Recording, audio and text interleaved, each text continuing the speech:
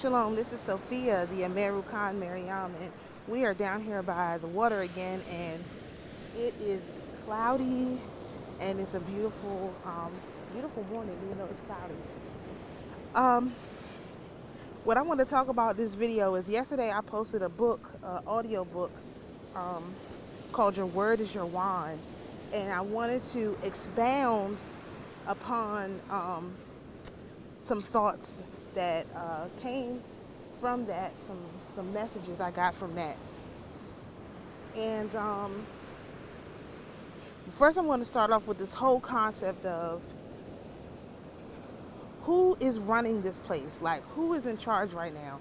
I think that this is really, really important to understand, and it's extremely nuanced, and I don't think people have really thought about it like this, so I'm going to put it this way. You know, Jesus is the king, right? He's the king of this planet, the physical planet. But Satan is the prince of the air. And so what we have is an overabundance of air energy. And what is air energy? If you look at Aquarius specifically, while they're trying to put us into Aquarius, you have the sun, the moon, and the magician. So Aquarius energy is your ability to control something. You being in charge of the sun and the moon, not a co-collaborator, not a worker with them, but physically in charge, versus you guys working together. So the books of remembrance are so important because in the books of remembrance, remember, I just have to pay attention to the water. In the books of remembrance, especially the books of remembrance of our ancient grandmothers, Mota came to all of the ancient grandmothers and asked them if they could endure the trouble that they were getting ready to come up on. They would basically, it would be a favor to him. He didn't say what was going to happen necessarily. Some of the stories he did, but he asked them. It was a question. If you can endure this, then that would be helpful. I would appreciate that. And all of our ancient grandmothers, they did it. They endured the suffering because they knew it was going to help Mota. And so that is the difference between, and it's very, very subtle. This is how you know Satan is not smart. This Leviathan energy is not smart. It's not original because they do things that are just subtly different. So it's a very subtle difference between working with, like collaborating with the sun and the moon to get something done, as opposed to commanding. Those are very, very subtle things. When you collaborate, you do your part and they do their part. You let them do their part, right? But when you command, you tell them what they're going to do, and then you hold them responsible for getting it done. When you collaborate, this goes along with what I was saying about the ancestors. When you collaborate, you say, okay, I'm gonna do my part, you're gonna do your part, and hopefully, if the Most High wills it, this thing will work out for our favor. But when you command the sun and the moon as if they're your servants, and they're not your brothers and sisters, they're not your friends, then basically what you're doing is you are assuming the position that Satan gave you. Because remember, when Satan tempted Jesus, what did he do? He took him to the top of the mountain. He said, look over all of this. I will give you control over all of this. Well, Satan was already the king of the earth. So how would that be a temptation? Well, the temptation was actually to literally control the people on the earth. Not just the earth itself, but the people on the earth. Control all of the different things that were happening.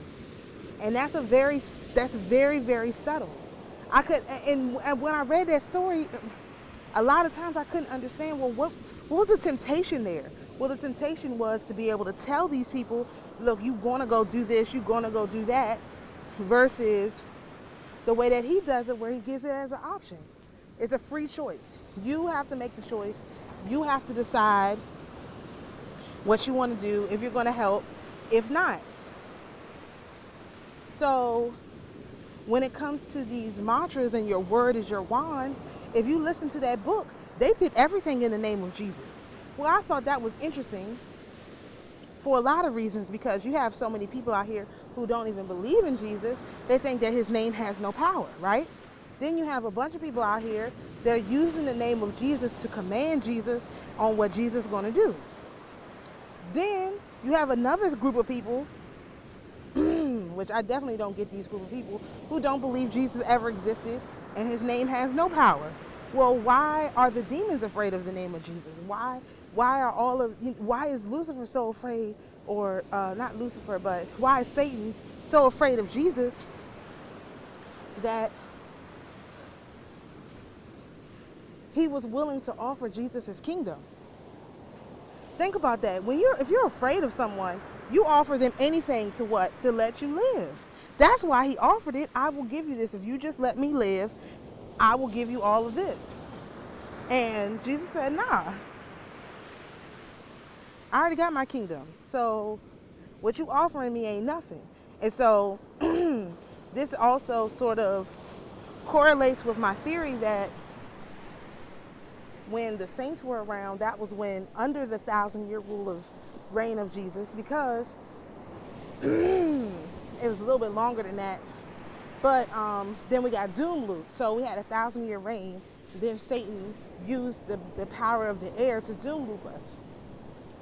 So, and how did they do that? They pretended like, or they started telling people that the lives of the saints were exaggerated.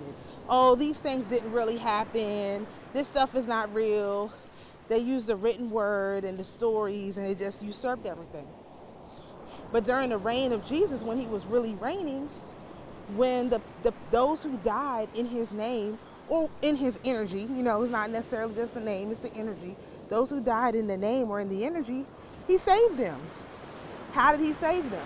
Well, he didn't let them experience the pain, and basically he allowed them to let their souls leave their bodies. A power we've always had was restored back to them. They gave up their spirits. Okay? And then what did Satan do?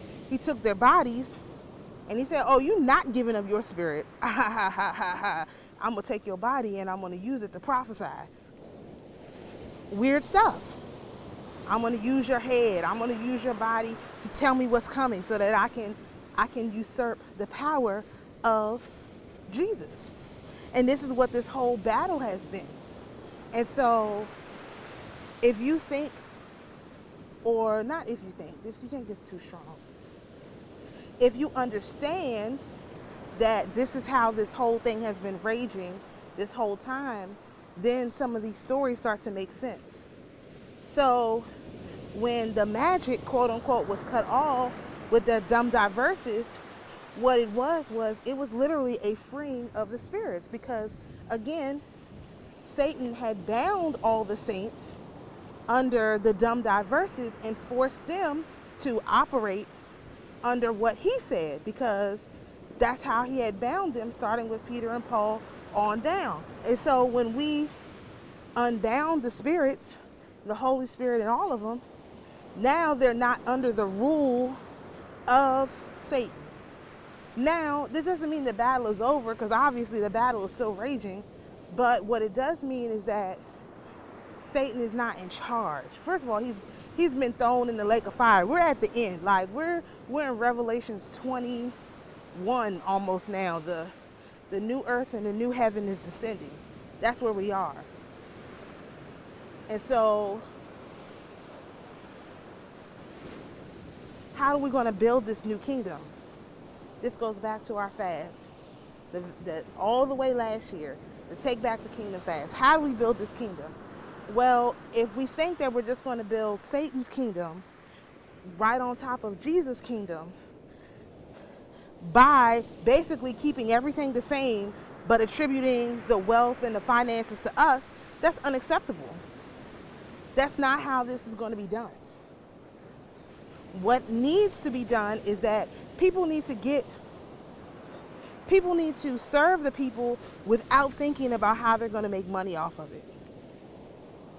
They need to serve the people with no strings attached. Meaning, if I go and help somebody, I should have a physical way to be reimbursed for that doesn't necessarily come from the person. Now, that doesn't mean you don't take money from the person, because if they give you the money, that's a free gift. Because in that book, Frances talks about how somebody came to her saying they needed help with this. Now, she didn't say she charged them. She said that person believed in what she said so much that she gave her $1 that she wouldn't dare turn it away. Now, that part really stuck out to me, because that means that this woman came to her with no money and said, look, I need help. I'm trying to get my brain together so that I can get this thing that I need. What can you do to help me? And she just told her, which tells me she had an alternative financing source. And we also have an alternative financing source. However, you're not going to have access to it. I know what it is. Let me start with that. I know what it is for me. Let me put it that way. And of course, it can be found for everyone. But let's start with the fact that everyone is going to be different too. Everyone's not the same. Let me roll all of that together. And it does not mean that you don't have to work to get it, because that's a whole different set of things. But I want people to understand that you can have a business and you can charge. All of that is fine. But you have to change your mindset from saying, I am the one who built this business, to saying I'm the one who did not build this business. It's very subtle. So, for example, all of the reason why the people at the top of the quote-unquote pyramid stay there is because they understand that they didn't build it. That's when was it Biden said, you didn't build that? Or no, it was Obama. He said, you didn't build that. He meant that, and that is true. You did not build that. And what happened? The people on the right, they went crazy. I did build it. What do you mean I didn't build it? This and that. No, Obama was giving them the drop, but because it came from Obama, they rejected it. And then what did Trump do? Well, when they shut everything down, he gave everyone money. Nobody, all the Republicans and conservatives took it. Not one of them complained about taking the money, because it was outside of their hands at that point. Whatever they had done, the government had come in and usurped it. Well, that is more like how it is. So it was like people were, but what did the Democrats, they took it too. They lie about taking it, but at least in Maryland they took it. And the people, guess what? The people who weren't paying attention to politics as a whole, they didn't get anything. They were totally left out because they weren't paying attention to what was going on. So you have, this is exactly, we have these three groups right now. We have the people who are paying attention, and so when they announce something is available, you'll be able to take advantage of it. We have the people who are paying attention but hate the voice that it's coming from, and so when it becomes available, they're still going to take it, but they hate that they have to take it. And if they get back in power, 9 times out of 10, they're going to try to reverse it. And then you have the people who are not paying attention, so they don't even know that the opportunities are there. This turns into a huge, I'm going to go closer towards the water for a minute. This turns into a huge problem, because for those people who just, again, like I posted in the video yesterday, just reject politics and stay out of it. No. The political realm is the one who has decided to make themselves God. So therefore, you have to hold them to that. Oh, if you want to be God, you got to make sure I have everything that I need. You can't back out now. No. You told me you were the one who was running the show, so you have to actually do it. You can't let them back down. This is like, again, all of this stuff is very subtle. It's very, very subtle. So another, and how I know I'm true, is that the other day I posted a story that Sexy Red said that we need Trump back, right? And then yesterday they leaked the sex tape. Do you think those things are unrelated? Now, I'm not not saying I'm a Sexy Red fan or any of that. That's not what I'm saying. But what I'm saying is, how do you go from one day on video saying, you know, the hood likes Trump, we need Trump back, to the next day they're leaking literally the next day they're leaking a sex tape with you. So whatever you said about Trump is thrown out the window. And you know those conservatives, they're like, see, she's ratchet, she's this, she's that. They already dumped her. And this poor girl, who it's revenge porn. So so glad nobody put that on my timeline, because I'd have been very upset. But it's revenge porn. So she said in a tweet, she said, if y'all know me, y'all know I'm not like that. I would never do this. So that means somebody did it to get back at her for what she said. So we'll see if she puts two and two together. She may not, because she's who she is, but we don't know if she's going to put it together or not. But the point to you all is, you have to be paying attention. If you're not paying attention, you're going to miss the whole drop on the whole thing. You're going to miss the whole message, which is, yes, they're going to try to embarrass you. They're going to try to make you look crazy. They're going to try to make you look stupid.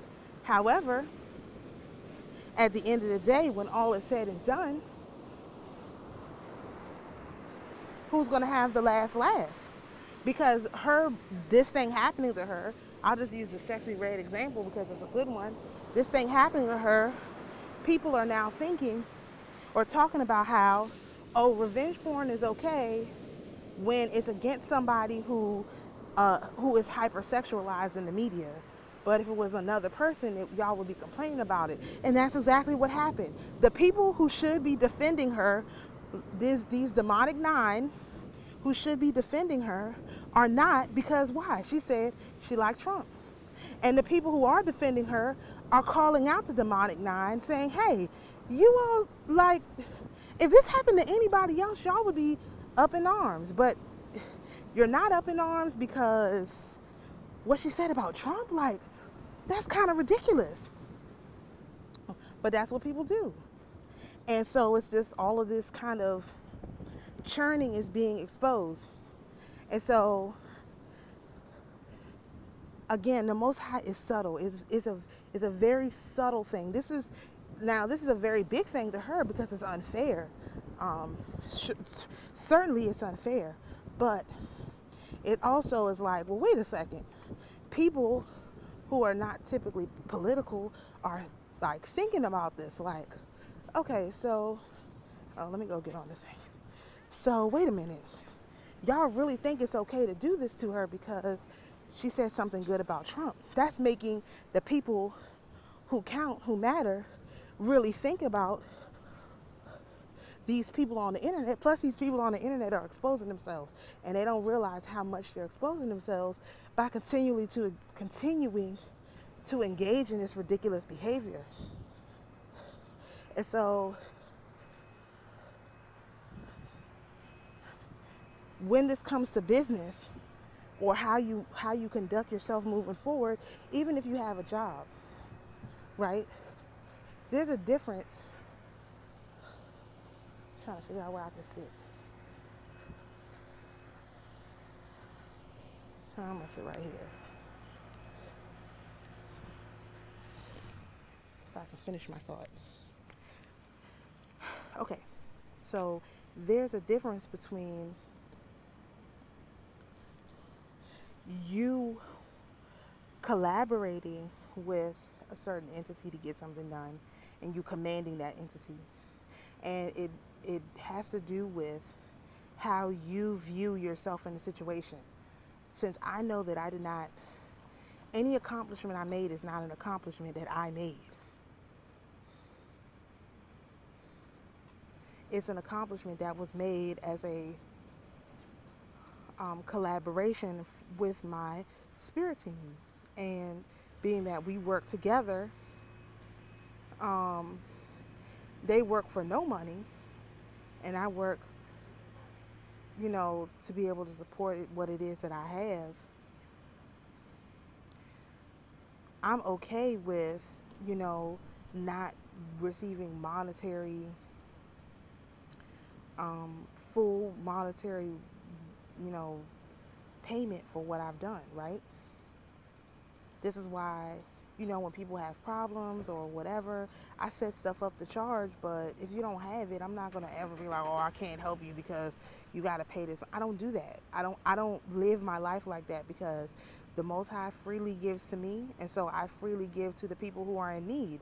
Now, if you can afford it, of course, go ahead on and push that button and pay. But if you can't afford it and it's some information you really, really need, I have put out there how you can gain the information yourself, how you can do your own research, go into the spirit and ask your own questions. All the information is there. That's what this channel is. The historical record, the documentation for all of the research that's going to go into the product that I developed. That's literally what this page is. And so anybody trying to do what I'm doing, all you have to do is watch my videos, follow my thought processes. That's why I always put them here, so that and you should be able to come to the same conclusions. That's the whole point. This is what I'm doing is not secret. It's not public, right? But it's private. But I'm privately sharing it with those people who come to my channel. And that's another reason why my channel is not going to necessarily get super huge, because I have disclaimers on my channel. If you come to my channel and you're a bot or whatever, you're not a real actual person, you are in violation of my rights, which I explain in every single video that I put up. That's why that whole thing has all that information, who I'm working with, who I am, what I believe, what the terms are, and what the conditions are. If you violate any of those terms and conditions, you use my name, you're not supposed to, I'm charging you. I'm finding who you are and I'm sending you a bill, because that's in my terms and conditions. You are only allowed to contact me with things that are relevant to what I'm talking about. That's why my channel is not going to be no thousands, hundreds of thousands of people, because the bots and whoever these people who are monitoring, they don't have permission to be on my channel. They don't have permission, and that's spelled out pretty clearly in my description. They don't have permission, and so they can't break the rules, because I know what the rules are, and I've told them you're not allowed, you're not welcome. But the average person who needs this information, you can watch my videos and you'll be able to follow my thought process, which is why this is so important to impress the people. This information, this stuff that's going on, this is it's private because it's personal to you. So when we do our moon thing, which is going to be on next Wednesday, if you're interested, sign up for the newsletter and the Discord, and the links will be there, probably on Tuesday. But if you actually use the moon, what we're doing, as opposed to other people who do quote unquote magic, what we're doing is we're collaborating.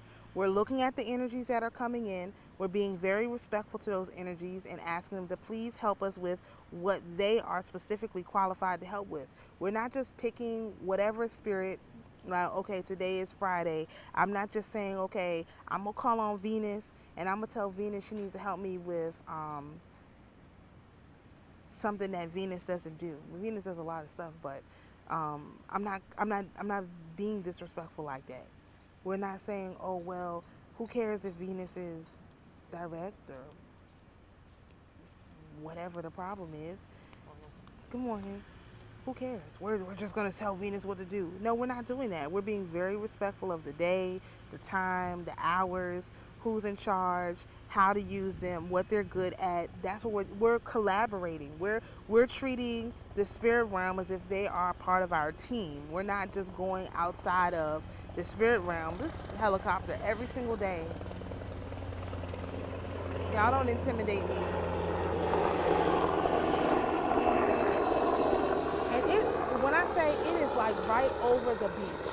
It's not even like in the water. Like normally they're in the water. This thing is literally directly over the beach. Anyway. Okay. We are collaborating with them. We are asking them to please help us accomplish this. We're not telling them what they have to do. We're not going outside of what they're capable of.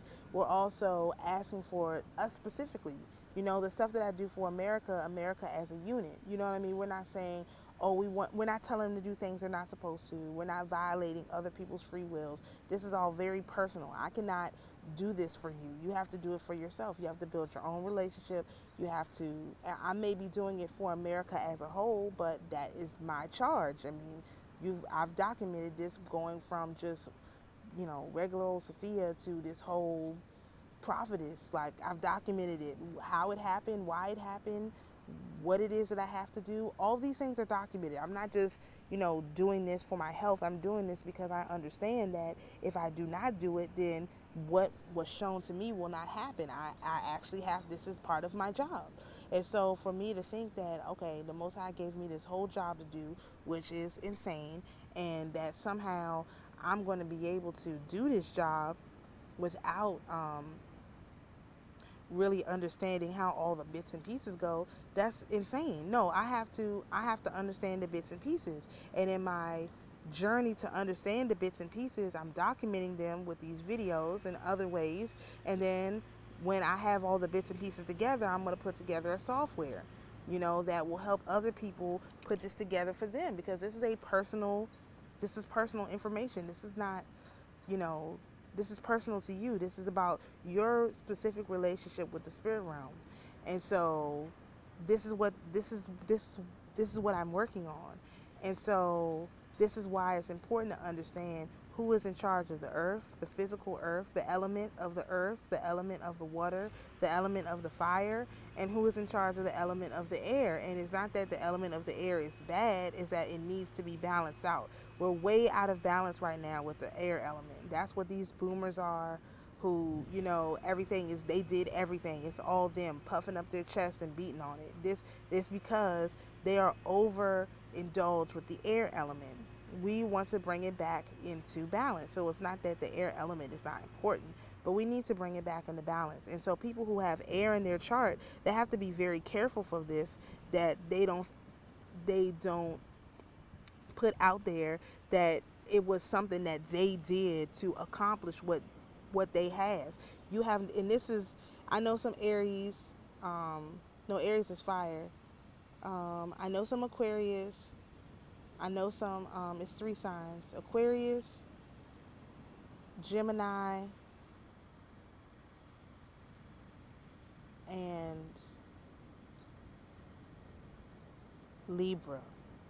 I know people who are all of these signs very, very well. There always comes to clashes on how something is being done. I always, as an earth, a heavy water sign, a fiery water, heavy fiery water, heavy earthy, watery earth, very heavy on that, I realize that I'm collaborating with entities to get things done. And I might not know who they are, but I know that I'm collaborating with them.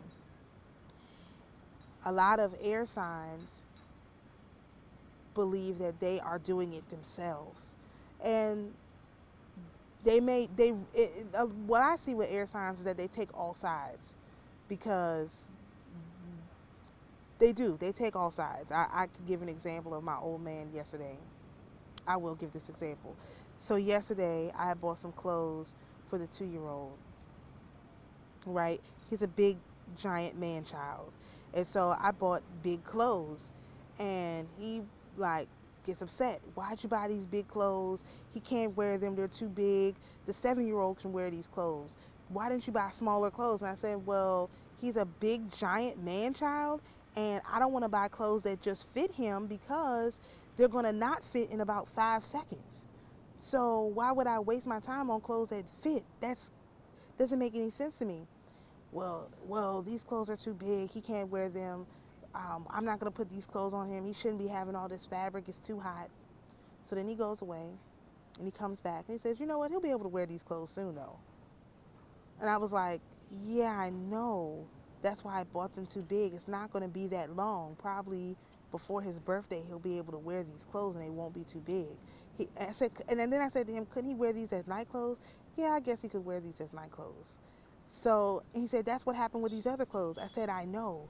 You started them out as night clothes, then you turned them into regular clothes. So what was wrong with what I did? What I did makes sense because then he gets the most wear out of them. That's what I was thinking about. Well, as an air sign, he took both sides. First, he took the side of this is not what I wanted you to get. Then he took the side of, well, I guess these clothes will last longer because they're too big. And I was like, yeah, like, are we not, like, how are we not on the same page? And it wasn't even that we're not on the same page. It's just that he's not thinking about it from the perspective that I am, which is I want the clothes to last a long time. That's an earth thing. I don't want to buy something and as soon as he wears it, he can't wear it anymore. That's an earth sign. That's a watery sign. Working with the energy of the clothes to preserve them for as long as possible. Well, what is the air sign? The air sign is, okay, I need to use it right now. I have to do it right now. This is immediate right now. And there's nothing wrong with that. You do need immediacy, but you also need long-term with it too. And it can't always be both immediate and long-term. Sometimes it's going to be long-term. Sometimes it's going to be immediate needs. I'm not really good at dealing with, let me say that the way that I deal with immediate needs is I go immediately to my spirit team and say, hey, I need this. I need this now. I don't know how you guys are going to do this, but I need this. And I go into meditation for a few days and it happens. Okay. That's how I operate. And a lot of people who are like air signs, but it's not just air signs, it could be some fire signs too. Or if you have the earth sign, air of the earth is Taurus. So, or if you're Taurus, so this could be any air signs or Taurus. Or if you're the air of the fire too. The air of the water is, air of the earth is Taurus. Air of the fire is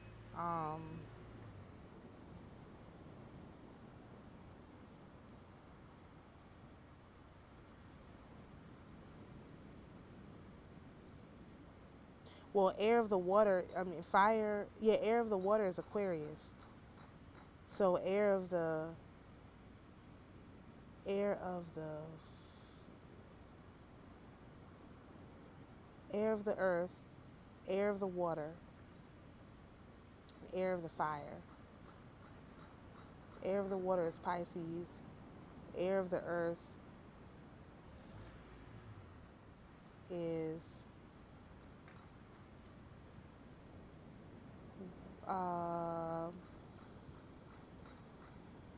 air of the earth is air of the earth is Taurus. So if you're an air sign or if you're a Taurus, air, and what's fire of the air?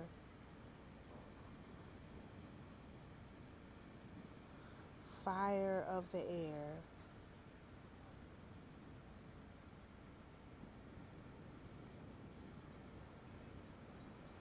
Is that Leo? No, that can't be. Anyway, whoever the fire of the air is, I can't remember. Whoever has air somewhere like heavily aspected, let's just put it that way. I have no air in my chart. This is why what I'm saying is like I'm observing this as a person who has no air. I have no air in my chart. I'm a water of the earth and I'm a fire of the water. I have no air in my chart hardly at all. I have one Gemini placement. I have one Taurus placement. I have no air.